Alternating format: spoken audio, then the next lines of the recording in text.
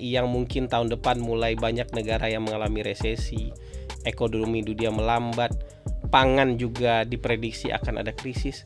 Kita nggak butuh tuh pemimpin yang joget-joget itu. Kita nggak butuh tuh pemimpin yang menunjukkan bahwa saya merakyat.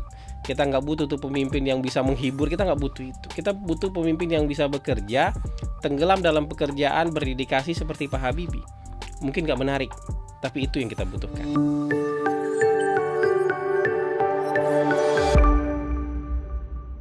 Assalamualaikum warahmatullahi wabarakatuh. Kita jumpa lagi dalam siaran mikrofon Hasan Nasbi. Sekarang sudah masuk ke episode ke-74.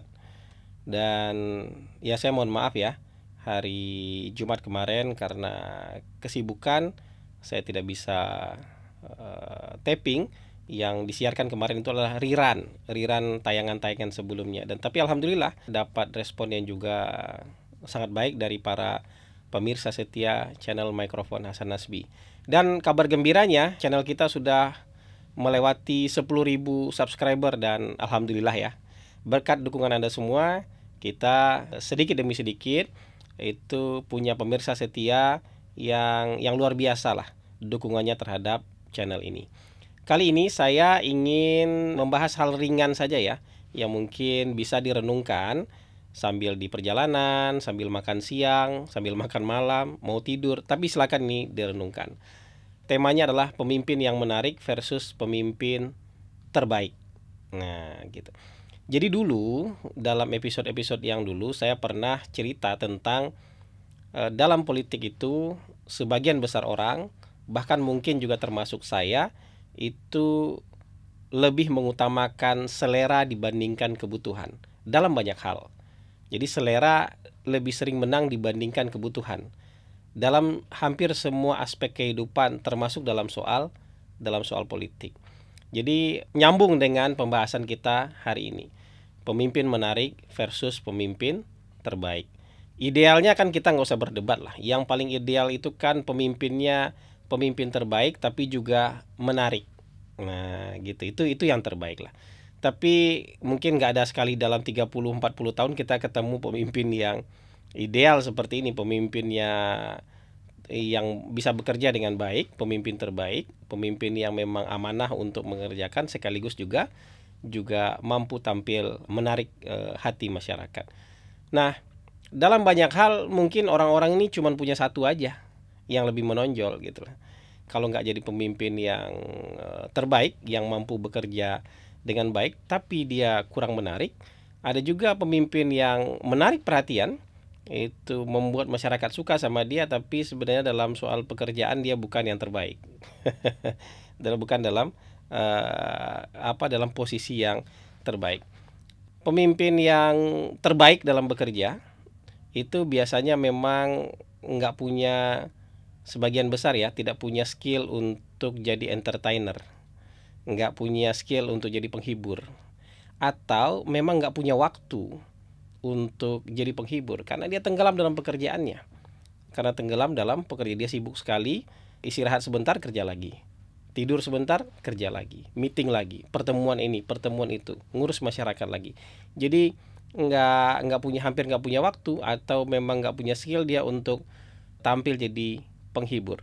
Di lain sisi ada juga calon-calon pemimpin yang hari ini juga jadi pemimpin di level tertentu, yang itu tampilnya luar biasa akrobatiknya. Tampil menarik, tampil menghibur, tampil penuh canda tawa, mampu membetot perhatian banyak orang. Tapi yang jadi pertanyaan kemudian, kapan bekerjanya ini gitu.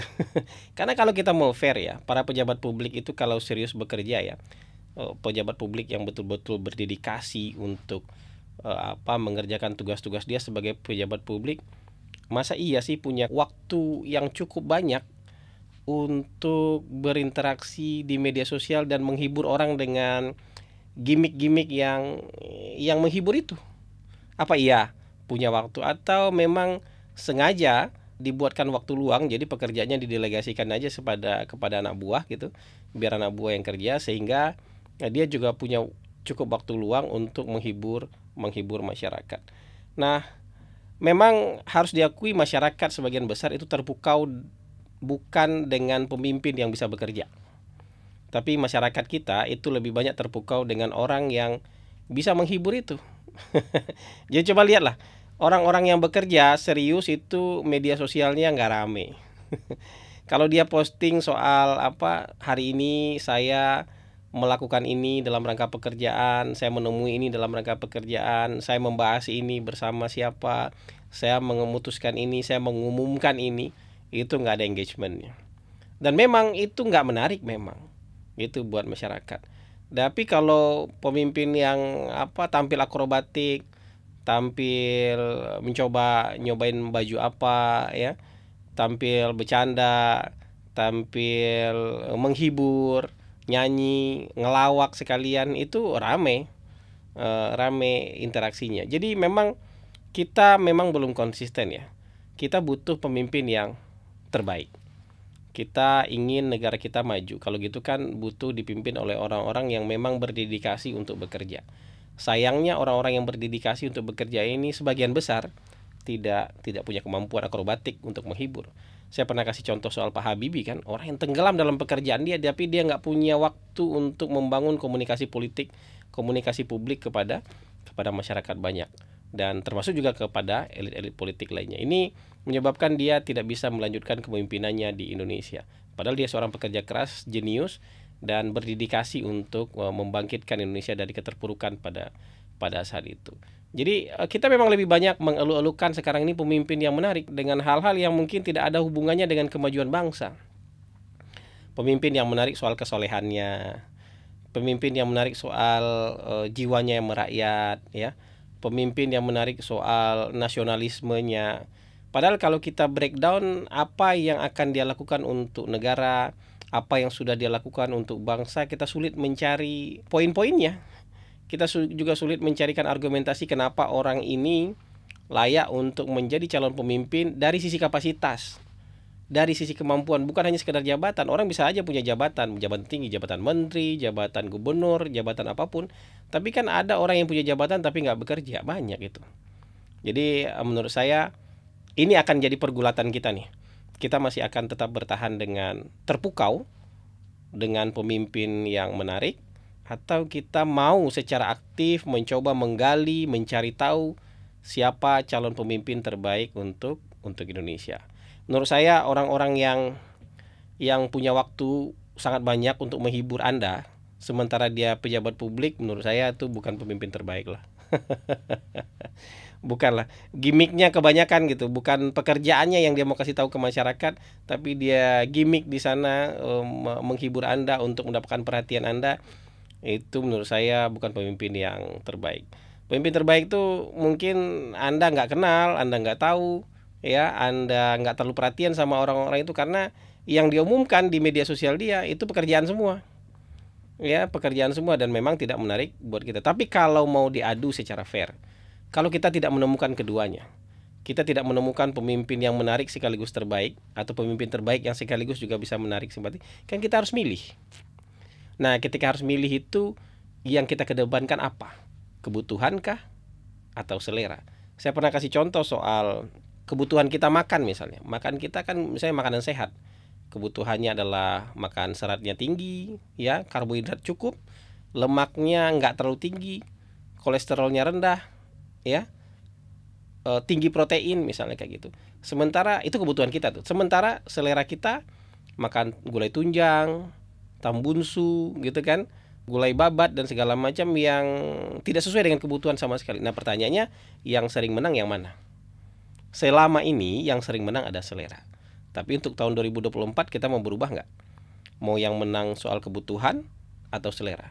Tapi kebutuhan ini hanya akan menang kalau kita merubah mindset.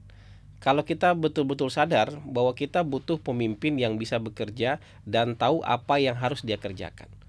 Mungkin dia tidak menarik sama sekali, ya, mungkin tidak menarik sama sekali seperti Pak Habibie, kan nggak menarik sama sekali, gitu. Tapi dia bisa bekerja. Dolar dalam waktu 1 tahun lebih sedikit, dolar itu dari berapa? Dari 16.000 turun jadi 6.500 di tangan dingin Pak Habibie yang secara penampilan publik tidak menarik, yang tidak punya kemampuan untuk menghibur, yang tidak punya waktu bikin gimmick, nari-nari, joget-joget, akrobat, makan di emperan, nyapa orang. Dia kan punya waktu untuk itu karena dia tenggelam buat bekerja. Tapi efeknya dahsyat.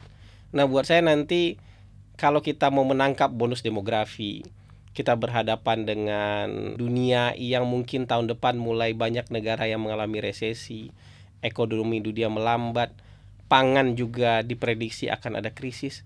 Kita nggak butuh tuh pemimpin yang joget-joget itu. Kita nggak butuh tuh pemimpin yang menunjukkan bahwa saya merakyat. Kita nggak butuh tuh pemimpin yang bisa menghibur. Kita nggak butuh itu. Kita butuh pemimpin yang bisa bekerja, tenggelam dalam pekerjaan, berdedikasi seperti Pak Habibie. Mungkin nggak menarik, tapi itu yang kita butuhkan. Terima kasih. Wabillahi taufik wal hidayah. Assalamualaikum warahmatullahi wabarakatuh.